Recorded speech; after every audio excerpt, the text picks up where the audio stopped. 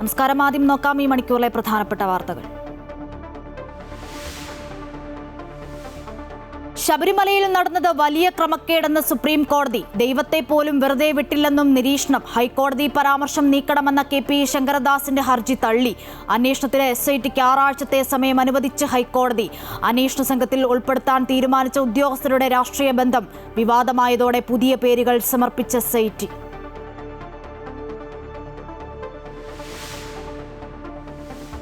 നിയമസഭാ സീറ്റിൽ 100 സീറ്റിലധികം ലക്ഷ്യമിട്ട് കോൺഗ്രസ്. മുഖ്യമന്ത്രി സ്ഥാനത്തേക്ക് തർക്കമില്ല. ആദ്യഘട്ട സ്ഥാനാർത്ഥി പട്ടിക ഈ മാസം അവസാനം. CPM-നും BJP-ക്കുമെതിരെയുള്ള സമരം ശക്തമാക്കും. UDF-ന് അനുകൂലമായ സാഹചര്യമെന്ന് കനഗോലു റിപ്പോർട്ട്. ശശി തരൂരുമായുള്ള ഭിന്നതകൾ പരിഹരിച്ച് നേതൃത്വം. പാർട്ടി ലൈൻ വിട്ടിട്ടില്ലെന്ന് ശശി തരൂർ. ലീഗിൽ ടേം വ്യവസ്ഥ സംബന്ധിച്ചും തീരുമാനമെടുക്കുമെന്ന് PMA സലാം.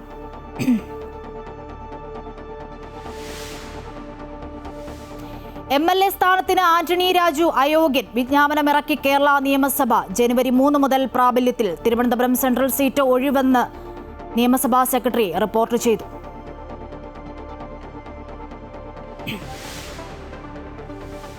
തിരുവനന്തപുരം മേയറാക്കാമെന്ന സംസ്ഥാന നേതൃത്വത്തിന്റെ ഉറപ്പിന്മേലാണ് മത്സരിച്ചതെന്ന് ആർ ശ്രീലേഖ. മേയർ ആക്കാത്തതിൽ നീരസമില്ല. നേതൃത്വമെടുത്ത തീരുമാനം അംഗീകരിക്കുന്നുവെന്നും രാജേഷിന് പിന്തുണയെന്നും ശ്രീലേഖ. ശ്രീലേഖയുടെ പ്രതികരണം ശ്രദ്ധയിൽപ്പെട്ടിട്ടില്ലെന്ന് VV രാജേഷ്.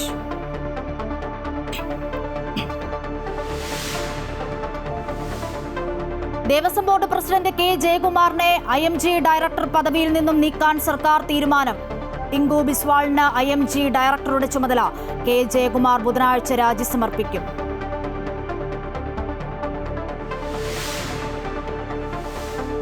ഡൽഹി കലാപ ഗൂഢാലോചന കേസിൽ ഉമർ ഖാലിദിനും ഷർജിൽ ഇമാമിനും ജാമ്യം നിഷേധിച്ച സുപ്രീം കോടതി.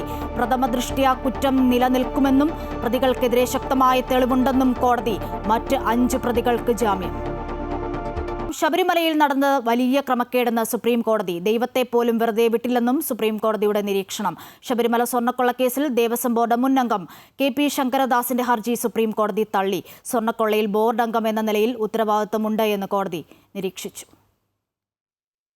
സ്വർണ്ണക്കൊള്ളക്കേസിലെ മറ്റൊരു ഹർജിയിൽ ഹൈക്കോടതി നടത്തിയ പരാമർശങ്ങൾ നീക്കണമെന്നാവശ്യപ്പെട്ടായിരുന്നു ശങ്കരദാസ് സുപ്രീം കോടതിയെ സമീപിച്ചത്. ഹർജി പരിഗണിച്ച ജസ്റ്റിസ് ദീപാങ്കർ ദത്ത അധ്യക്ഷനായ ബെഞ്ച് നിലവിലെ ഹർജിയിലെ ആവശ്യങ്ങളിൽ ഇടപെടാനാകില്ലെന്ന് വ്യക്തമാക്കി.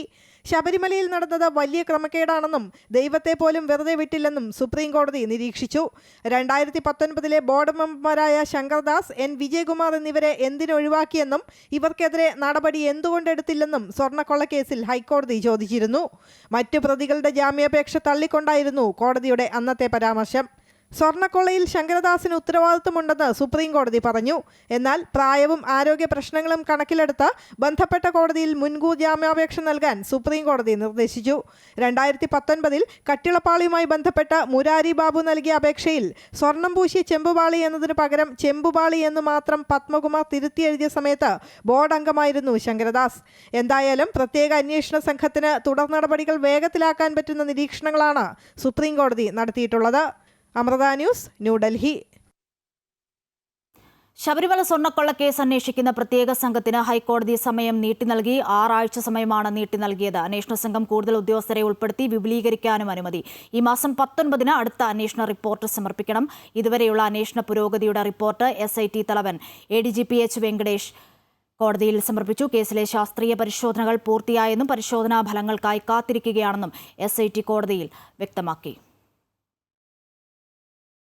നിയമസഭാ തിരഞ്ഞെടുപ്പിൽ 100-ലധികം സീറ്റ് ലക്ഷ്യം വെച്ച് കോൺഗ്രസ്. തിരഞ്ഞെടുപ്പിന് മുൻപ് കൂടുതൽ പാർട്ടികളെ UDF-ൽ എത്തിക്കും. ശബരിമല ഉൾപ്പെടെ ഉയർത്തി സർക്കാരിനെതിരെ പ്രക്ഷോഭം ശക്തമാക്കാനും യോഗത്തിൽ ധാരണയായി. മുഖ്യമന്ത്രി സ്ഥാനാർത്ഥി വിവാദങ്ങളിൽ നിന്നും മാറി നിൽക്കാനും വയനാട്ടിൽ ചേർന്ന KPCC ദ്വിദിന നേതൃക്യാമ്പിൽ ധാരണ.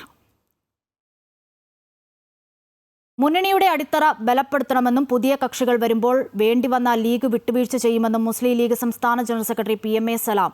നിയമസഭാ തിരഞ്ഞെടുപ്പിൽ പരിചയസമ്പന്നർക്കും പുതുമുഖങ്ങൾക്കും പ്രാധാന്യം നൽകുമെന്നും അദ്ദേഹം കോഴിക്കോട് പറഞ്ഞു. സ്ഥാനാർത്ഥികളിൽ വലിയ വനിതയുണ്ടാകും. ടേം വ്യവസ്ഥ സംബന്ധിച്ചും തീരുമാനമെടുക്കും. ലീഗ് കൂടുതൽ സീറ്റുകൾ ആവശ്യപ്പെടും. ജനുവരി 15-ന് മുൻപ് UDF-ലെ ഘടകകക്ഷികളുടെ സീറ്റ് വിഭജനം സംബന്ധിച്ച് ധാരണയാകുമെന്നും PMA സലാം പറഞ്ഞു. ജനുവരി 15-ന് മുമ്പ് UDFിലെ ഘടകകക്ഷികൾ തമ്മിലുള്ള സീറ്റ് വിഭജനം പൂർത്തിയാക്കണം എന്നാണ് UDF യോഗത്തിൻ്റെ തീരുമാനം. അതനുസരിച്ച് അടുത്ത് തന്നെ ഉഭയകക്ഷി ചർച്ച കോൺഗ്രസും മുസ്ലിം ലീഗും തമ്മിൽ ഉണ്ടാകും. ആദ്യഘട്ട ചർച്ചകൾക്ക് ശേഷം കോൺഗ്രസിൻ്റെയും ഘടകകക്ഷികളുടെയൊക്കെ മനസ്സറിഞ്ഞതിന് ശേഷം മുസ്ലിം ലീഗും ഒരു സ്ട്രാറ്റജി തയ്യാറാക്കി കൂടുതൽ ഗൗരവതരമായ ചർച്ചകളിലേക്ക് നടക്കും, തീരുമാനമെടുക്കും. ഈ തദ്ദേശ തെരഞ്ഞെടുപ്പിൽ ഏറ്റവും കൂടുതൽ യുവജനങ്ങളെ രംഗത്തിറക്കിയത് ആണായാലും പെണ്ണായാലും മുസ്ലിം ലീഗല്ലേ. അതുപോലെ തന്നെ നിയമസഭാ തെരഞ്ഞെടുപ്പിലും അർഹമായ പ്രാതിനിധ്യം എല്ലാ വിഭാഗങ്ങൾക്കും പാർട്ടിയുടെ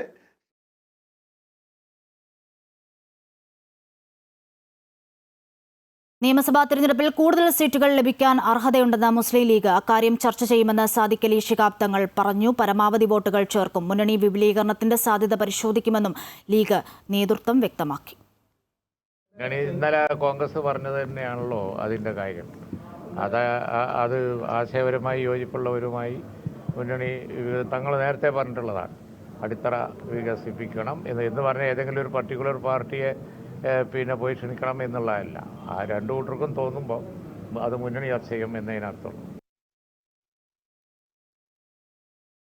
തിരുവനന്തപുരം മേയറാക്കാമെന്ന് പറഞ്ഞാണ് BJP തന്നെ മത്സരിപ്പിച്ചത് എന്ന് ആർ ശ്രീലേഖ. എന്തുകൊണ്ട് തീരുമാനം മാറി എന്നത് ബോധ്യപ്പെടുത്തേണ്ട കാര്യമില്ല. കേന്ദ്ര സംസ്ഥാന നേതൃത്വം എടുത്ത തീരുമാനം അംഗീകരിക്കുന്നു. അവസാന നിമിഷം മാത്രമാണ് VV രാജേഷിനെ പരിഗണിക്കുന്ന കാര്യം താൻ അറിഞ്ഞതെന്നും നിരാശയോ നീരസമോ ഇല്ലെന്നും ആർ ശ്രീലേഖ പറഞ്ഞു. നിയമസഭാ തിരഞ്ഞെടുപ്പിൽ മത്സരിക്കാൻ താൽപ്പര്യമില്ലെന്നും ശ്രീലേഖ വ്യക്തമാക്കി. ഞാൻ കോർപ്പറേഷൻ ഇലക്ഷന് മത്സരിക്കാൻ എനിക്ക് താല്പര്യം ഉണ്ടായിരുന്നില്ല. ഞാൻ ഇവിടുത്തെ സംസ്ഥാന വൈസ് പ്രസിഡന്റാണ് ഭാരതീയ ജനതാ പാർട്ടിയുടെ. അതുകൊണ്ട് ഞാനിവിടെ വാർഡിൽ മത്സരിക്കുന്ന സ്ഥാനാർത്ഥികൾക്ക് വേണ്ടി 10 പേർക്ക് വേണ്ടി പ്രവർത്തിക്കാമെന്നതായിരുന്നു ആദ്യത്തെ കാര്യം. പിന്നെ എന്നെ മത്സരിക്കാനായിട്ട് പെട്ടെന്ന് പറയുമ്പോൾ വിസമ്മതിച്ച വ്യക്തിയായിരുന്നു ഞാൻ. അപ്പോൾ അങ്ങനെ 3 പ്രാവശ്യം വിസമ്മതിച്ചിട്ടും അവർ പറഞ്ഞത് വെറും കൗൺസിലറായിട്ടല്ല മത്സരിപ്പിക്കുന്നത്, ഒരു BJP പാർട്ടിയുടെ മുഖമായിരിക്കും ഇപ്രാവശ്യം. ശ്രീലേഖയുടെ പ്രതികരണവുമായി ബന്ധപ്പെട്ട വാർത്ത കാര്യമായി ശ്രദ്ധയിൽപ്പെട്ടിട്ടില്ലെന്ന് തിരുവനന്തപുരം മേയർ VV രാജേഷ്. ഓൺലൈനുകളിൽ വാർത്ത വന്നതായി കേട്ടുവെന്നും കാര്യമായി ശ്രദ്ധിച്ചില്ല എന്നും അദ്ദേഹം പറഞ്ഞു. മുഖ്യമന്ത്രി പിണറായി വിജയനുമായി കൂടിക്കാഴ്ച നടത്തിയതിനു ശേഷം മാധ്യമങ്ങളോട് സംസാരിക്കുകയായിരുന്നു അദ്ദേഹം. അല്ല, ഞാൻ പറയുന്നത് അങ്ങനെ ഒരു ഓൺലൈനിൽ ചില വാർത്തകൾ വന്നു പറഞ്ഞതിലപ്പുറം അത് എൻ്റെ പഠിപ്പിടിമാരോട് ഞാൻ ചോദിച്ചു, അവരുടെയും ശ്രദ്ധയിൽപ്പെട്ടിട്ടില്ല. അപ്പോൾ ഞങ്ങൾ രാവിലെ മുതൽ ഫീൽഡിലായിരുന്നു. ഞാനിപ്പോൾ എൻ്റെ മുൻ വാർഡ് പൂജപ്പുര വാർഡിലായിരുന്നു. അപ്പോൾ അക്കാര്യങ്ങൾ ശ്രദ്ധയിൽപ്പെട്ടില്ല. അങ്ങനെയുള്ള കാര്യത്തിൽ ഞാനൊക്കെ എങ്ങനെയാണ് അഭിപ്രായം പറയുന്നത്? ഞാൻ പറഞ്ഞല്ലോ, ഈ പറയുന്ന വാർത്ത കേട്ടില്ലെന്ന് പറയുമ്പോൾ അലക്സ് വിറ്റാൽ ഓരോ അക്ഷരം ചോദിച്ചു കഴിഞ്ഞാൽ ശ്രീലേഖയായിരുന്നു മുഖം, BJP അവതരിപ്പിച്ച മുഖം. അലക്സ്, ആ ഓൺലൈനിൽ പറയുന്ന വാർത്ത ഞങ്ങൾ കേട്ടില്ല. ആ വാർത്ത കേൾക്കാതെ എങ്ങനെയാണ് ഞാൻ അതിൽ ഓരോ കാര്യങ്ങൾ ഞാൻ ആ വാർത്ത കേട്ടിട്ട് വീണ്ടും നമ്മൾ കാണുമല്ലോ. പാർട്ടിയുടെ സിസ്റ്റം അതാണോ? ഞാൻ പറയുന്നത് നിങ്ങൾ നേരത്തെ മേയറാക്കാമെന്ന് മുൻകൂട്ടി അറിയിച്ചുകൊണ്ടാണോ പാർട്ടി മത്സരരംഗത്ത്? അങ്ങനെ പറയുന്ന ഓൺലൈൻ വാർത്ത ഞാൻ കേട്ടതിന് ശേഷം നമ്മൾ ഇന്നോ നാളെയൊക്കെ തന്നെ വീണ്ടും കാണുമല്ലോ. നേമത്ത് മത്സരിക്കുമോ എന്നതിലെ നിലപാടിൽ U-ടേൺ അടിച്ച് മന്ത്രി V ശിവൻകുട്ടി. മത്സരിക്കാനില്ല എന്നല്ല പറഞ്ഞത്, പറയുമ്പോൾ കൺഫ്യൂഷനായതാണ്. നേമത്ത് മത്സരിക്കണമോ വേണ്ടയോ എന്ന് പാർട്ടി തീരുമാനിക്കും. BJPയുടെ അക്കൗണ്ട് നേമത്ത് ക്ലോസ് ചെയ്തതാണ്, ഇനി അത് തുറക്കാനാകില്ല. നേമത്ത് ഇടത് സ്ഥാനാർത്ഥിക്ക് മികച്ച ജയമുണ്ടാകുമെന്നും ശിവൻകുട്ടി പറഞ്ഞു. നേമത്തേക്ക് ഞാൻ 2 പ്രാവശ്യം ജയിച്ചു, 1 പ്രാവശ്യം പരാജയപ്പെട്ടു, പിന്നെ 3 പ്രാവശ്യമായി. നിയമത്ത് ഞാൻ ഇല്ലെന്നോ ഉണ്ടെന്നോ സ്വന്തമായി പ്രഖ്യാപിക്കാനുള്ള അവകാശം സംഘടനാപരമായും പാർട്ടിപരമായും എനിക്കില്ല. അത് തെറ്റായ ഒരു വാർത്ത അത് പറഞ്ഞതാണ്. ഞാൻ അങ്ങനെ ഉദ്ദേശിച്ചിട്ടേ ഇല്ല. പാർട്ടിയാണ് അതിൽ നിയമത്ത് മത്സരിക്കണമോ വേണ്ടയോ എന്ന് തീരുമാനിക്കേണ്ടത്. NSS നേതൃത്വത്തിനെതിരെ Bengal governor CV Ananda Bose. Mannam സമാധിയിൽ പുഷ്പാർച്ചന അനുവദിക്കാത്ത അനുഭവമുണ്ടെന്ന് ഗവർണർ പറഞ്ഞു. എല്ലാ നായന്മാർക്കും അവകാശപ്പെട്ടതാണ് മന്നത്ത് സ്മാരകമെന്നും ഒരാൾക്കും മാത്രമാണോ കുത്തക അവകാശമെന്നും ആനന്ദബോസ് ചോദിച്ചു. അഭിപ്രായ വ്യത്യാസങ്ങളുടെ പേരിൽ NSS നേതൃത്വത്തിന്റെ നിലപാടുകളിൽ പലപ്പോഴും രാഷ്ട്രീയ നേതൃത്വങ്ങൾ വിമർശനം ഉന്നയിക്കാറുണ്ട്. അതിനേക്കാൾ കടുത്ത വിമർശനമാണ് പശ്ചിമബംഗാൾ ഗവർണർ CV ആനന്ദബോസ് നടത്തിയിരിക്കുന്നത്. ഗവർണറായി ചുമതലയേൽക്കുന്നതിന് മുൻപായി പുഷ്പാർച്ചനയ്ക്കെത്തിയപ്പോഴായിരുന്നു അവഗണനയെന്ന് CV ആനന്ദബോസ് പറയുന്നു. മന്നം ജയന്തിയോടനുബന്ധിച്ച് NSS ഡൽഹി ഘടകം സംഘടിപ്പിച്ച പരിപാടിയിൽ സംസാരിക്കുകയായിരുന്നു പശ്ചിമബംഗാൾ ഗവർണർ. ജനറൽ സെക്രട്ടറി നേരിട്ടെത്തി തന്നെ സ്വീകരിച്ചുവെന്നും എന്നാൽ ചായ കുടിച്ച ശേഷം തിരികെ അയക്കുകയാണുണ്ടായതെന്നും ആനന്ദബോസ് പറഞ്ഞു. എല്ലാ നായന്മാർക്കും അവകാശപ്പെട്ടതാണ് മന്നത്ത് സ്മാരകം. ഒരാൾക്ക് മാത്രമാണോ കുത്തക അവകാശമെന്നും അദ്ദേഹം ചോദിച്ചു. ഞാനവിടെ ചെന്നു. അദ്ദേഹം എൻ്റെ കാറിൻ്റെ അടുത്ത് വന്ന് കാറിൻ്റെ ഡോറൊക്കെ തുറന്ന് സ്വീകരിച്ചു. എനിക്ക് ചായ തന്നു, എന്നോട് സംസാരിച്ചു. കാറിൽ കയറി തിരികെ അയക്കുകയും ചെയ്തു. സമാധിയിൽ പുഷ്പാർച്ചന നടത്തുന്ന കാര്യമൊന്നും പറഞ്ഞില്ല.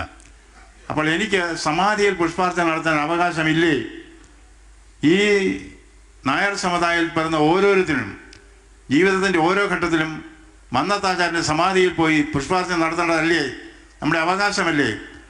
അത് കാരണവന്മാരെ ബഹുമാനിക്കുക. ഇത് ആർക്കെങ്കിലും ഒരാൾക്ക് മാത്രം കുത്തക അവകാശമാണോ? താനൊരു കരയോഗം നായരാണെന്ന് പറഞ്ഞ CV ആനന്ദബോസ് സമുദായത്തിന്റെ പേരിലാണ് തനിക്ക് പദവി ലഭിച്ചതെന്നും പറയുന്നുണ്ട്.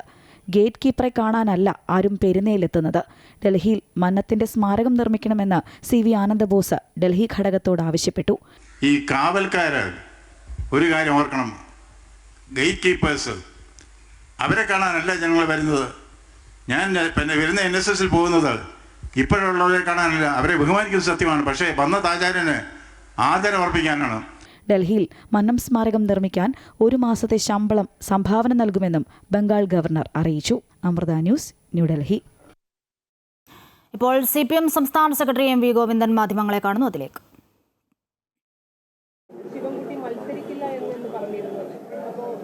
അത് മത്സരിക്കുമെന്നും പറഞ്ഞതും മത്സരിക്കുന്നില്ല എന്ന് പറഞ്ഞതും ഒക്കെ തെറ്റാണ്. ഞങ്ങൾ അതിനെപ്പറ്റി ആലോചിച്ചിട്ടേ ഇല്ല. പോരെ, അതല്ലേ നിങ്ങൾ പറഞ്ഞ മലയാളിലേ പറയും. ഞങ്ങൾ അത് സംബന്ധിച്ച് ഇതേവരെ ചർച്ച ചെയ്തിട്ടേ ഇല്ല. അപ്പോൾ മത്സരിക്കുകയോ ഇല്ലയോ എന്നുള്ളത് ഇപ്പോൾ പറയാൻ സാധിക്കുന്ന ഒരു ചോദ്യത്തിൻ്റെ ഉത്തരമല്ല. അത് ബോംബ് പൊട്ടുന്നില്ല, പണ്ട് പറഞ്ഞില്ലേ, ആ പൊട്ടിയില്ലല്ലോ ഇതുവരെ. അതുപോലെ 100 പൊട്ടും കേട്ടോ. അല്ല, ഒരു വിസ്മയം ഉണ്ടാകുന്നില്ല. ഇടതുപെട്ട ജനാധിപത്യ മുന്നണി നല്ല ഭൂരിപക്ഷത്തോടുകൂടി വീണ്ടും മൂന്നാമത്തെ പ്രാവശ്യവും ഈ കേരളത്തിൽ അധികാരത്തിൽ വരും. അതിൽ ഒരു സംശയവും വേണ്ട. ഏത് ബോംബ് പൊട്ടിയാലും അത് വരും കേട്ടോ. ഞാൻ വായിച്ചു നോക്കിയില്ല. എന്ത് നമുക്ക് എന്തിനു കൊടുക്കേണ്ട കാര്യമില്ല. ഞങ്ങൾ ആരെയും കൊടുക്കാൻ ഉദ്ദേശിക്കുന്നില്ല. അതല്ല അവരെ പരിപാടിയാണ്. പണ്ട് ലാവലിൻ കേസ് ഏറ്റവും അവസാനം തെരഞ്ഞെടുപ്പ് പ്രഖ്യാപിച്ചതിന് ശേഷം കൊണ്ടുവന്നിട്ട് CBIക്ക് വിട്ടതാണല്ലോ. അത് അവരെ പണിയാണ്. ആ പണിക്ക് ഞങ്ങളില്ല. ഞങ്ങൾക്ക് കൃത്യമായിട്ട് നിയമപരമായിട്ട് കാര്യങ്ങൾ ഗവൺമെൻറ് ചെയ്തോട്ടെ. ഞാനതാ പറഞ്ഞത്. ഞാൻ ഇന്നലെ പറഞ്ഞല്ലോ, ഗവൺമെൻറ് എന്ത് നിലപാടാണോ സ്വീകരിക്കുന്നത് അതാണ് ഞങ്ങൾ അംഗീകരിക്കുന്നത്. അതിൽ ഞങ്ങൾ വേറെ പ്രശ്നമൊന്നുമില്ല. യെസ്.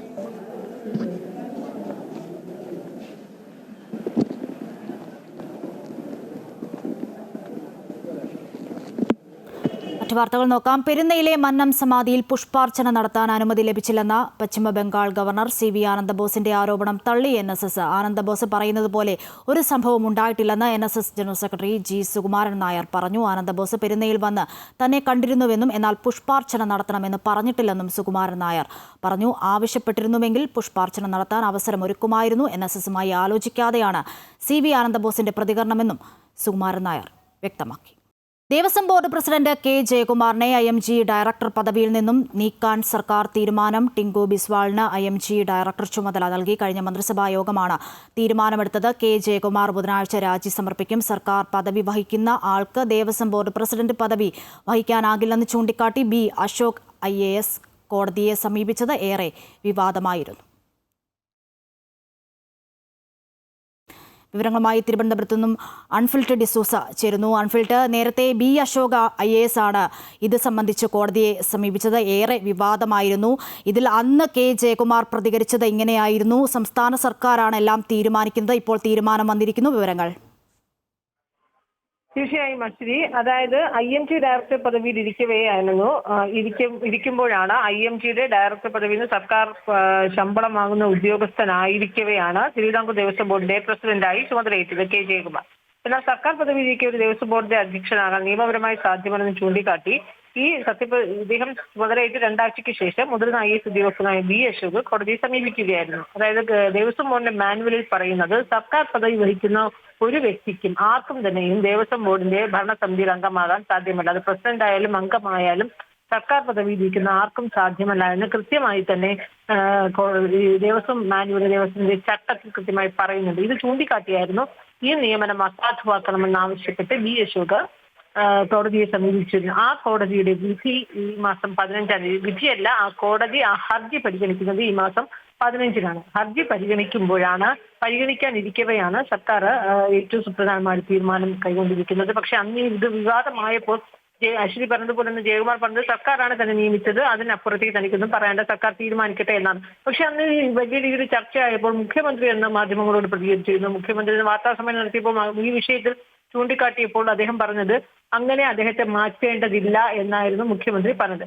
പക്ഷേ ഇപ്പോൾ ഒരു മാസം പിന്നിട്ടപ്പോൾ സർക്കാർ വീണ്ടും കൃത്യമായ നിലപാട് സ്വീകരിച്ചിരിക്കുകയാണ്. IMG ഡയറക്ടർ പദവിയിൽ നിന്ന് അദ്ദേഹത്തെ മാറ്റി കഴിഞ്ഞ മന്ത്രിസഭായോഗം തീരുമാനിച്ചിരിക്കുന്നത്. പകരം ടിങ്കു ബിസ്വാളിന് ചുമതലയെ നൽകി. അതായത് തദ്ദേശ വകുപ്പിന്റെ പ്രിൻസിപ്പൽ സെക്രട്ടറി ആയിരിക്കുന്ന ടിങ്കു ബിസ്വാളിന് പകരം ചുമതലയിൽ നൽകിയിരിക്കുകയാണ്. ഇത് ഉത്തരവായി ഇറങ്ങിയിട്ടില്ല. കഴിഞ്ഞ മന്ത്രിസഭാ യോഗത്തിൽ തീരുമാനം കൈകൊണ്ടിരിക്കുകയാണ്. എന്നാൽ കെ ജയകുമാർ 2 ദിവസത്തിനകം അദ്ദേഹം രാജി സമർപ്പിക്കുമെന്ന് തന്നെയാണ് നമ്മെ അറിയിച്ചിരിക്കുന്നത്. അദ്ദേഹം കോടതിയിൽ ഇനി ഈ അയോഗ്യത ചൂണ്ടിക്കാട്ടി BHO കോടതിയിൽ ഹർജി നൽകുമ്പോൾ ഇത് വാദം 15-ാം തീയതി തുടങ്ങാനിരിക്കെ ഇനി താൻ IMG ഡയറക്ടർ അല്ല എന്ന വാദം നിരത്തിയാകും ജയകുമാർ ആ ഹർജിയെ നേരിടുക. എന്നാൽ BHO പ്രതികരിച്ചിട്ടുള്ളത് അദ്ദേഹം ചുമതല എന്നുള്ളത് IMG ഡയറക്ടർ പദവി ഒഴിഞ്ഞാൽ പോലും ആ കേസിന് ബാധിക്കില്ല, കേസായി തന്നെ നിൽക്കുമെന്നാണ്. കാരണം അദ്ദേഹം സത്യപ്രതിജ്ഞ ചെയ്ത് ദേവസ്വം ബോർഡിന്റെ അധ്യക്ഷനായി സത്യപ്രതിജ്ഞ ചെയ്യുന്ന സമയത്ത് അദ്ദേഹം കാട്ടിയത് സത്യപ്രതിജ്ഞാ ലംഘനമാണ്. അതായത് നിയമലംഘനത്തിലൂടെയാണ് അദ്ദേഹം സത്യപ്രതിജ്ഞ ചെയ്ത് അധികാരമേറ്റത്. ആ നിയമലംഘനം ഇപ്പോഴും നിലനിൽക്കുന്നുണ്ട്. സത്യപ്രതിജ്ഞ ചെയ്യുമ്പോൾ അദ്ദേഹം സർക്കാർ ഉദ്യോഗസ്ഥനായിരുന്നു. സർക്കാർ ഉദ്യോഗസ്ഥനായിരുന്ന ഒരു വ്യക്തിക്ക് ഒരിക്കലും അധികാരമേൽക്കാൻ കഴിയുകയില്ല. അപ്പോൾ ഈ 2 മാസം അദ്ദേഹം ചുമതല വഹിച്ചിരിക്കുന്ന ആ പദവി അയോഗ്യനാക്കി തന്നെയാകും കോടതിയിൽ നിന്ന് ഉത്തരവുണ്ടാവുക എന്ന് തന്നെയാണ് പരാതിക്കാരനായിരിക്കുന്ന BHO പറയുന്നത്. അതുവരെയും അദ്ദേഹത്തെ ദേവസ്വം ബോർഡ് പദവിയിൽ നിന്ന് ഒഴിവാക്കുന്നത് വരെ, ആ നിയമനം അസാധുവാക്കുന്നത് വരെയും താൻ നിയമ പോരാട്ടം നടത്തുമെന്നാണ് BHO പറയുന്നത്. കാരണം ഇപ്പോൾ അദ്ദേഹം IMG പദവി രാജിവെക്കുന്നതോടെ തന്റെ വാദങ്ങൾക്ക് കൂടുതൽ ബലം കരുത്തു പകരുകയാണ് എന്നുകൂടി BHO നമ്മോട് പ്രതികരിച്ചിട്ടുണ്ട്. അതേസമയം BHO കെ ജയകുമാർ IMG പദവിയിൽ തുടരുന്നത് 7 വർഷം, തുടർച്ചയായി 7 വർഷമാണ് അദ്ദേഹം IMG പദവിയിൽ തുടരുന്നത്. അതിനെതിരെ പോലും IAS അസോസിയേഷൻ കോടതിയെ സമീപിച്ചിരിക്കുകയാണ്, അഡ്മിനിസ്ട്രേറ്റീവ് ട്രിബ്യൂണലെ സമീപിച്ചിരിക്കുകയാണ്. കാരണം IMG പദവിയിലുള്ളത് സർവീസിലുള്ള IAS ഉദ്യോഗസ്ഥർക്ക് മാത്രമുള്ള ഒരു പദവിയാണ്. അത് കേഡർ പദവിയാണ്. അവിടെ വിരമിച്ച ഒരു IAS ഉദ്യോഗസ്ഥനെയും അവിടെ നിയമിക്കാൻ പാടില്ല എന്ന് കൃത്യമായ വ്യവസ്ഥയുണ്ട്. അപ്പോൾ ഇത്രയും 7 വർഷക്കാലം IMG ഡയറക്ടർ പദവിയിൽ അദ്ദേഹം ചുമതല നിർവഹിച്ചത് പോലും നിയമലംഘനമാണ്. ഇത് ചൂണ്ടിക്കാട്ടി കാറ്റിൽ, അതായത് സെൻട്രൽ അഡ്മിനിസ്ട്രേറ്റീവ് ട്രിബ്യൂണലിൽ കേസ് നടക്കുകയാണ്. അതിന്റെ വിധി 1-2 ആഴ്ചക്കുള്ളിൽ വരും. അതും വരാനിരിക്കെയാണ് ഇപ്പോൾ സർക്കാർ അടിയന്തരമായി കെ ജയകുമാറിനെ IMG ഡയറക്ടർ പദവിയിൽ നിന്ന് നീക്കിയിരിക്കുന്നത്. എന്തായാലും 2 ദിവസം കഴിയുമ്പോൾ താൻ IMGയിലെത്തി രാജി നൽകുമെന്നാണ് കെ ജയകുമാർ നമ്മെ അറിയിച്ചിരിക്കുന്നത്. ശരി, വിവരങ്ങളാണ് അൺഫിൽട്ടർ ഡിസൂസ നൽകിയത്. വെള്ളാപ്പള്ളി നടേശന് മറുപടിയുമായി CPM സംസ്ഥാന സെക്രട്ടറി ബിനോയ് വിശ്വം. ലോക്സഭാ തിരഞ്ഞെടുപ്പിൽ വെള്ളാപ്പള്ളി നടേശനിൽ നിന്നും ഫണ്ട് പിരിച്ചിട്ടുണ്ട്, അതിന് കണക്കുണ്ട്. വഴിവിട്ട സഹായങ്ങൾ ചെയ്യില്ല എന്ന് പറഞ്ഞാണ് ഫണ്ട് വാങ്ങിയതെന്ന് തന്നെ പറയുമെന്നും ബിനോയ് വിശ്വം പറഞ്ഞു. CPI വന്ന് കാശ് മേടിച്ചോണ്ട് പോയി. അങ്ങനെ കാശ് മേടിച്ചിട്ട് മുങ്ങുന്ന പാർട്ടിയല്ല CPI. കാശ് മേടിച്ചെങ്കിൽ മേടിച്ചു എന്ന് പറയും. ഇലക്ഷനുകൾക്ക്, സമ്മേളനങ്ങൾക്ക് CPI ഫണ്ട് പിരിച്ചിട്ടുണ്ട്. ആ ഫണ്ടിൻ്റെ കണക്കുണ്ട്, ആ ഉത്തരവാദിത്വമുണ്ട്. അല്ലാതെ അതാരും കമ്മില്ല, വിഴങ്ങില്ല. അതിന് പകരമായിട്ട് ഒരു തോന്നിയവാസം ചെയ്യാൻ വേണ്ടി ആരെയും തുണയ്ക്കാനും പോകുന്നില്ല. ഇതാണ് CPIയുടെ ഫണ്ട് പിരിവ്. വെള്ളാപ്പള്ളിക്കെതിരെ കേസെടുക്കണമെന്ന് മുസ്ലിം ലീഗ് സംസ്ഥാന ജനറൽ സെക്രട്ടറി PMA സലാം. എന്നാൽ ആഭ്യന്തര വകുപ്പ് അതിന് തയ്യാറാകുന്നില്ല. UDF ഭരണകാലത്ത് വെള്ളാപ്പള്ളിക്കെതിരെ വിദ്വേഷ പ്രസംഗത്തിന് കേസെടുത്തിട്ടുണ്ട്. വെള്ളാപ്പള്ളിയുടെ പ്രസ്താവന ലീഗിന് ഗുണം ചെയ്യുമെന്നും അദ്ദേഹം കോഴിക്കോട് പറഞ്ഞു. പറയുന്നവരെ തടയുന്നില്ല. ആ വർഗീയ നിലപാടിനെ പൂട്ടേണ്ടുന്ന ഉത്തരവാദിത്വമുള്ള ആളുകൾ അത് ചെയ്യുന്നില്ല. അത് സമൂഹം മനസ്സിലാക്കട്ടെ. എന്നിട്ട് യുക്തമായ സമയത്ത് ഞങ്ങളിപ്പോൾ യൂത്ത് ലീഗ് കമ്മിറ്റി പരാതി കൊടുത്തിട്ടുണ്ട്, അതൊക്കെ ചെയ്തിട്ടുണ്ട്. നോക്കട്ടെ എവിടെ എത്തും. ഈ വ്യക്തിക്കെതിരെ ഉമ്മൻചാണ്ടി ഗവൺമെൻറ്റിൻ്റെ കാലത്ത് KPCC പ്രസിഡന്റ് പരാതി കൊടുത്തല്ലോ. അതുപോലെ ഗവൺമെൻറ്റിൻ്റെ ഉത്തരവാദിത്വമാണ്. എടുക്കുന്നില്ല നിങ്ങൾ പറഞ്ഞാലും ശരി, അന്ന് എടുത്തു, ഇന്ന് എടുക്കുന്നില്ല. അത് തന്നെയാണ് ഞങ്ങളുടെ പ്രതിഷേധം. ആന്റണി രാജുവിനെ MLA സ്ഥാനത്ത് നിന്നും അയോഗ്യനാക്കി വിജ്ഞാപനം ഇറങ്ങിയിരിക്കുന്നു. വിവരങ്ങളുമായി അൺഫിൽറ്റഡ് ഡിസൂസയുണ്ട് തിരുവനന്തപുരത്ത് നിന്നും. അൺഫിൽറ്റ്, വലിയ തിരിച്ചടിയാണ് ആന്റണി രാജുവിന് കോടതിയിൽ നിന്നും ഏറ്റത് എന്നുള്ളതാണ്. ഇപ്പോൾ MLA സ്ഥാനത്ത് നിന്നും അയോഗ്യനാക്കി വിജ്ഞാപനം ഇറങ്ങുന്നു. പ്രത്യേകിച്ചും എടുത്തു പറയേണ്ട കാര്യം, നിയമസഭാ തിരഞ്ഞെടുപ്പ് അടുത്തിരിക്കുന്ന ഈ ഒരു സാഹചര്യത്തിലാണ് ആന്റണി രാജുവിന് വലിയ തിരിച്ചടി ഉണ്ടായത്. ഈ കേസിൽ തന്നെ ബാർ കൗൺസിലും നടപടിയെടുക്കാൻ ഒരുങ്ങുകയാണല്ലോ അൺഫിൽറ്റ്. അശ്വതി, തീർച്ചയായും. അതായത് കഴിഞ്ഞ ദിവസമാണ് കോടതി വിധി ഉണ്ടായത്. കീഴ്ക്കോടതി ആന്റണി രാജുവിനെ, MLA ആയിരിക്കുന്ന അല്ലെങ്കിൽ മുൻ മന്ത്രിയും MLAയുമായ ആന്റണി രാജുവിനെ 3 വർഷത്തേക്കാണ് കോടതി ശിക്ഷിച്ചത്. കോടതി ജനപ്രാതിനിധ്യ നിയമപ്രകാരം 2 വർഷത്തിലധികം തടവ് ശിക്ഷ, കോടതി ശിക്ഷ ഏറ്റുവാങ്ങുകയാണെങ്കിൽ നിയമപ്രകാരം അപ്പോൾ തന്നെ MLA പദവി, അതായത് ഏത് ജനപ്രതിനിധി പദവി എന്താണോ വഹിക്കുന്നത് ആ പദവി അപ്പോൾ തന്നെ അയോഗ്യനാകുന്നു. ഒപ്പം തന്നെ 6 വർഷത്തേക്ക് നിയമസഭ ഒരു തെരഞ്ഞെടുപ്പിലും മത്സരിക്കാനാവുകയില്ല. അതാണ് ജനപ്രാതിനിധ്യ നിയമം. ഇപ്പോൾ 3 വർഷത്തേക്ക് ആന്റണി രാജുവിനെ ശിക്ഷിച്ചതോടുകൂടി തന്നെയും അദ്ദേഹത്തിന് MLA പദവി തനിയെ സ്വാഭാവികമായും MLA പദവി യോഗ്യനായി കഴിഞ്ഞിരിക്കുന്നു. പക്ഷേ ഇതൊരു വിജ്ഞാപനമായാണ് ഇപ്പോൾ നിയമസഭാ സെക്രട്ടേറിയറ്റിൽ നിന്നും അദ്ദേഹം MLA ആവുക സ്പീക്കറുടെ ഓഫീസിൽ നിന്ന് നിയമസഭാ സെക്രട്ടേറിയറ്റിൽ ചേർന്ന് സെക്രട്ടേറിയറ്റാണ് തീരുമാനമെടുക്കേണ്ടത്. എന്നാൽ അദ്ദേഹത്തിന്റെ ഈ കോടതി വിധി ഉണ്ടായത്, ആ കോടതിയുടെ വിധി ഔദ്യോഗികമായി തന്നെ നിയമസഭയെ അറിയിക്കണം. നിയമസഭാ സെക്രട്ടറിയുടെ സ്പീക്കറുടെ ഓഫീസിൽ ആ വിധിയുടെ പകർപ്പ് ഔദ്യോഗികമായി എത്തിയാൽ മാത്രമേ സ്പീക്കർക്ക് തീരുമാനമെടുക്കാൻ നിയമസഭാ സെക്രട്ടറിക്ക് വിജ്ഞാപനം എടുക്കാനും കഴിയുകയുള്ളൂ. ഇന്നലെ ഞായറായിരുന്നു, കഴിഞ്ഞ ദിവസം ശനിയായിരുന്നു. ഇന്നാണ് കോടതിയുടെ വിധിയുടെ പകർപ്പ് ഔദ്യോഗികമായി സ്പീക്കറുടെ ഓഫീസിൽ എത്തിയത്.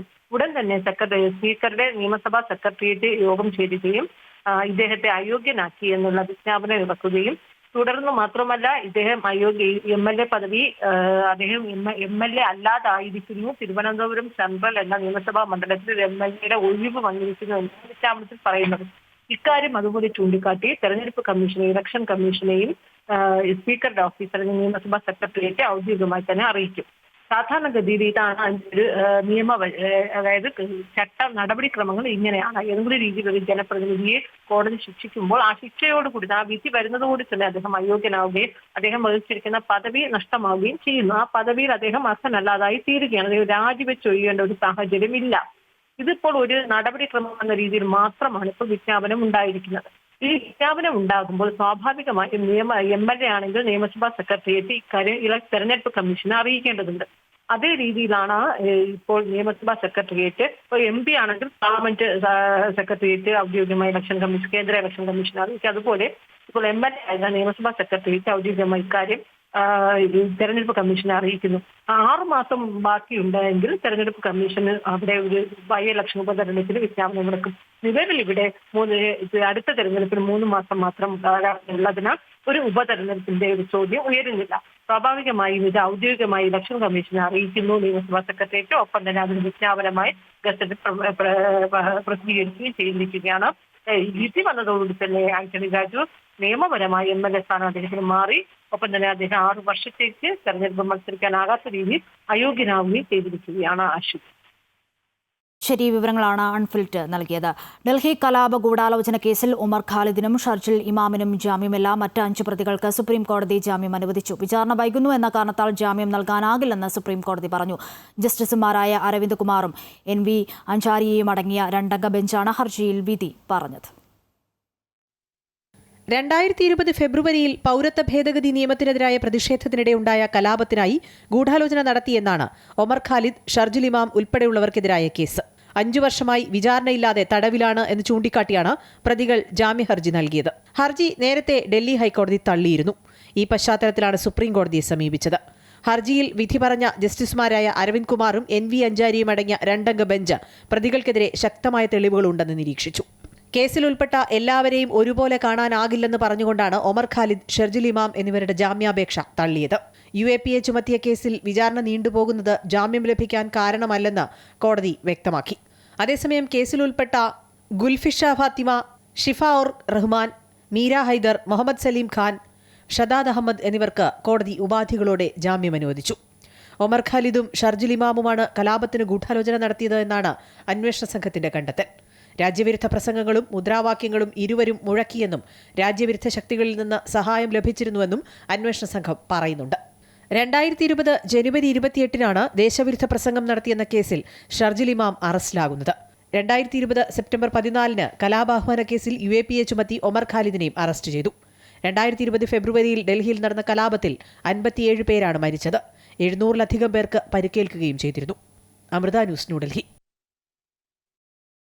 വെനസ്വേലൻ പ്രസിഡന്റ് നിക്കോളാസ് മഡൂറോയെയും ഭാര്യ സിലിയ ഫ്ലോറൻസിനെയും പിടികൂടിയതിനു പിന്നാലെ മെക്സിക്കോ, ക്യൂബ, കൊളംബിയ എന്നീ രാജ്യങ്ങൾക്കെതിരെ നടപടിയുണ്ടാകുമെന്ന് US പ്രസിഡന്റ് ഡൊണാൾഡ് ട്രംപിന്റെ മുന്നറിയിപ്പ്. ലഹരി ഭീകരതയ്ക്കെതിരെ രാജ്യം ശക്തമായ നടപടിയെടുക്കുമെന്നാണ് ട്രംപിന്റെ താക്കീത്. മെക്സിക്കോയ്ക്കും ക്യൂബയ്ക്കും മുന്നറിയിപ്പ് നൽകിക്കൊണ്ടുള്ള സന്ദേശങ്ങൾ ട്രംപ് കൈമാറി. പരാജയത്തിലേക്ക് നീങ്ങുന്ന രാജ്യമാണ് ക്യൂബ. അവിടുത്തെ ജനങ്ങളെ സഹായിക്കാൻ US ആഗ്രഹിക്കുന്നു. പ്രത്യാഘാതങ്ങൾ നേരിടുന്നതിനായി രാജ്യം സജ്ജമായിരിക്കാനും ട്രംപ് ആവശ്യപ്പെട്ടു. മെക്സിക്കോയിലെ മയക്കുമരുന്ന് മാഫിയകളെ തുരത്താൻ US സഹായം വാഗ്ദാനം ചെയ്തുവെങ്കിലും അവർ അത് നിരസിച്ചുവെന്നും മയക്കുമരുന്ന് വിതരണ ശൃംഖലയ്ക്കെതിരെ US നടപടിയുണ്ടാകുമെന്നും ട്രംപ് അറിയിച്ചു. അമേരിക്ക തടവിലാക്കിയ വെനസ്വേലൻ പ്രസിഡന്റ് നിക്കോളാസ് മഡൂറോയെയും ഭാര്യ സിലിയ ഫ്ലോറൻസിനെയും ഇന്ന് കോടതിയിൽ ഹാജരാക്കും. US ഫെഡറൽ സർക്കാർ 15 വർഷമായി തുടരുന്ന ക്രിമിനൽ മയക്കുമരുന്ന് കടത്തുമായി ബന്ധപ്പെട്ട കേസിലാണ് നടപടിക്രമങ്ങൾ തുടങ്ങുക. 6 കേസുകളിൽ മഡൂറോ പ്രതിയാണ്. മാൻഹാട്ടനിലെ US ജില്ലാ കോടതി ജഡ്ജി ആൽവിൻ കെ ഹെൽസിന് മുൻപാകെയാണ് ഇരുവരെയും ഹാജരാക്കുക. ഇതോടെ വർഷങ്ങൾ നീളുന്ന വിചാരണയ്ക്ക് തുടക്കം കുറിക്കുമെന്നാണ് നിരീക്ഷകർ വിലയിരുത്തുന്നത്. വെനിസ്വേലയുമായി അമേരിക്ക യുദ്ധത്തിലല്ലെന്നാണ് ആക്രമണം നടത്തി 24 മണിക്കൂർ പിന്നിടുമ്പോൾ US സ്റ്റേറ്റ് സെക്രട്ടറി മാർക്കോ റൂബിയോയുടെ ആദ്യ പ്രതികരണം. എന്നാൽ തങ്ങളുടെ പ്രദേശമെന്നാണ് പ്രസിഡന്റ് ഡൊണാൾഡ് ട്രംപ് ഏറ്റവും ഒടുവിൽ വെനിസ്വേലയെക്കുറിച്ച് മാധ്യമങ്ങളോട് പ്രതികരിച്ചത്. അതിനിടെ ഡെൽസി റോഡ്രിഗസ് വെനിസ്വേലയുടെ ഇടക്കാല പ്രസിഡന്റായി ചുമതലയേറ്റു. ഒരു രാജ്യത്തിന്റെയും കോളനിയാകാൻ വെനിസ്വേല നിൽക്കില്ലെന്ന് പറഞ്ഞ ഡെൽസി ബഹുമാനം ലഭിക്കാത്ത ഒരിടത്തും ചർച്ചകൾക്കില്ലെന്നും പറഞ്ഞു. അമേരിക്കയുടെ അതിക്രമങ്ങൾക്കെതിരെ തെരുവിൽ പ്രതികരിക്കുമെന്നാണ് മദുറോയുടെ മകൻ നിക്കോളാസ് മദുറോ ഗുവേര പ്രതികരിച്ചത്. UN രക്ഷാസമിതി ഇന്ന് ഈ വിഷയം പരിഗണിക്കുന്നുണ്ട്. പക്ഷേ UN എന്ന സംഘടനയ്ക്ക് അമേരിക്കയും ഇസ്രയേലും അടക്കമുള്ള രാജ്യങ്ങൾ വേണ്ടത്ര പരിഗണന നൽകുന്നില്ല. അതുകൊണ്ട് തന്നെ UNന്റെ ഒരു തീരുമാനവും അമേരിക്കയെ സ്വാധീനിക്കില്ല. അതേസമയം ലോകരാജ്യങ്ങൾ കുറച്ചുകൂടി തങ്ങളുടെ നിലപാടുകൾ ഐക്യരാഷ്ട്രസമിതിയിൽ വ്യക്തമാക്കാനുള്ള സാഹചര്യമൊരുങ്ങും. നേരത്തെ തന്നെ UN secretary general Antonio Guterres American ആക്രമണത്തിന്റെ ദൂരവ്യാപക പ്രത്യാഘാതങ്ങളെക്കുറിച്ച് ആശങ്ക പ്രകടിപ്പിച്ചിരുന്നു. വെനിസ്വേലയിൽ അമേരിക്കയുടെ യഥാർത്ഥ പദ്ധതി എന്ത് എന്നതിൽ ഇനിയും വ്യക്തമായ സൂചന ട്രംപ് ഭരണകൂടം നൽകിയിട്ടില്ല. International desk, Amrita TV. Thiruvananthapuram general ആശുപത്രിയിൽ തൈറോയ്ഡ് ശസ്ത്രക്രിയയ്ക്കിടെ ഗൈഡ് വയർ നെഞ്ചിൽ കുടുങ്ങിയ സംഭവത്തിൽ സുമയ്യ കോടതിയിലേക്ക് വീഴ്ച സമ്മതിച്ചതല്ലാതെ സർക്കാരിന്റെ ഭാഗത്തുനിന്നും യാതൊരു സഹായവും ഉണ്ടായിട്ടില്ലെന്ന് ശസ്ത്രക്രിയയ്ക്ക് വിധേയയായ സുമയ്യ പറയുന്നു. നഷ്ടപരിഹാരമായി 1 കോടി രൂപയോ സർക്കാർ ജോലിയോ ആവശ്യപ്പെട്ടാണ് സുമയ്യ മഞ്ചൂർ ജില്ലാ സെഷൻസ് കോടതിയെ സമീപിക്കുന്നത്. തിരുവനന്തപുരം ജനറൽ ആശുപത്രിയിലെ ചികിത്സാ പിഴവിൽ സർക്കാരിനെതിരെ കോടതിയിൽ പോകുമെന്ന് അറിയിച്ചിരിക്കുകയാണ് ശസ്ത്രക്രിയയ്ക്കിടെ ഗൈഡ് വയർ നെഞ്ചിൽ കുടുങ്ങിയ സുമയ്യ. നിയമസഭയിൽ ആരോഗ്യവകുപ്പ് മന്ത്രി വീഴ്ച സമ്മതിച്ചെങ്കിലും യാതൊരുവിധ സഹായവും ചെയ്തില്ലെന്നും അതിനാൽ സുമയ്യയ്ക്ക് 1 കോടി രൂപയോ സർക്കാർ ജോലിയോ വേണമെന്നാണ് കുടുംബത്തിന്റെ ആവശ്യം. നമ്മളൊക്കെ കണ്ടതാണ്, നിയമസഭയ്ക്കകത്ത് ഈ വിഷയം പറയുകയും അബദ്ധം പറ്റിപ്പോയതാണ്, ഡോക്ടർമാർക്ക് അബദ്ധം പറ്റിപ്പോയതാണെന്ന് മന്ത്രി പറയുകയും ചെയ്തിട്ട് പോലും മന്ത്രി ഒരു ഇടപെടലോ ഇതുമായി ബന്ധപ്പെട്ട ഡോക്ടറിന് നടപടി എടുത്തിട്ടില്ല എന്നത് വളരെ ഗൗരവമായ സംഗതിയാണ്. അത് 1 കോടി എന്നതല്ല, മറിച്ച് സുമയുടെ ലൈഫ്, ജീവിതം അവസാനം വരെയും സർക്കാരിൻ്റെ ഉത്തരവാദിത്തം ഏറ്റെടുക്കേണ്ടത്. അതിൻ്റെ ഒരു തുകയായിരിക്കും വക്കീൽ, നിലവിൽ നമ്മുടെ കേസ് പറഞ്ഞ വക്കീലാണ് അത് ചെയ്തിട്ടുള്ളത്. പിന്നെ സർക്കാർ ജോലിയാണ് നമ്മൾ മുന്നോട്ട് വയ്ക്കുന്നത്. ഇപ്പോഴും ശാരീരികമായ അസ്വസ്ഥതകളുണ്ടെന്നും സർക്കാരിന്റെ ഭാഗത്തു നിന്നും നടപടിയൊന്നും എടുക്കാത്തത് കൊണ്ടാണ് താൻ നിയമ നടപടിയിലേക്ക് കടക്കുന്നത് എന്നും സുമയ്യ വ്യക്തമാക്കി. ശാരീരികമായിട്ട് ഒരുപാട് ബുദ്ധിമുട്ട് ഇപ്പോഴും ഉണ്ട്. ഇതുവരെയ്ക്കും സർക്കാരിൻ്റെ ഭാഗത്തു നിന്നും യാതൊരു ഇടപെടലും ഇതുവരെയ്ക്കും ഉണ്ടായിട്ടില്ല. 2023 മാർച്ച് 22-നാണ് ശസ്ത്രക്രിയയ്ക്കിടെ സുമയ്യയുടെ നെഞ്ചിൽ വയർ കുടുങ്ങിയത്. ഗൈഡ് വയറിന്റെ 2 അറ്റവും ശരീരവുമായി ഒട്ടിച്ചേർന്ന നിലയിലാണ്. ഗൈഡ് വയർ പുറത്തെടുത്താൽ ആരോഗ്യ പ്രശ്നങ്ങൾ ഉണ്ടാകുമെന്നാണ് ഡോക്ടർമാർ പറയുന്നത്. സുമയ്യയുടെ നെഞ്ചിൽ കുടുങ്ങിയ ഗൈഡ് വയർ കീഹോൾ വഴി പുറത്തെടുക്കാൻ ശ്രമം നടത്തിയിരുന്നെങ്കിലും പരാജയപ്പെട്ടിരുന്നു. അമൃത ന്യൂസ്, തിരുവനന്തപുരം.